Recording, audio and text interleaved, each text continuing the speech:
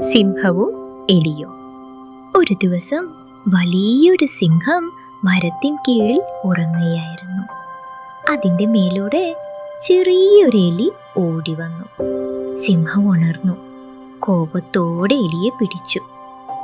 ഇനി നിന്നെ ഞാനൊരു കഷ്ണമാക്കും എന്ന് സിംഹം ഗർജിച്ചു. പേടിച്ചു വിറച്ച എലി അപേക്ഷിച്ചു, ദയവായി എന്നെ പോകാൻ അനുവദിക്കൂ, എനിക്ക് എന്നെങ്കിലും നിങ്ങളെ സഹായിക്കാൻ കഴിഞ്ഞേക്കും. സിംഹം ചിരിച്ചുകൊണ്ട് ചോദിച്ചു, നിനക്ക് എനിക്ക് എന്ത് സഹായം ചെയ്യാനാവും? എന്നിട്ടും സിംഹം അതിനെ വിട്ടു.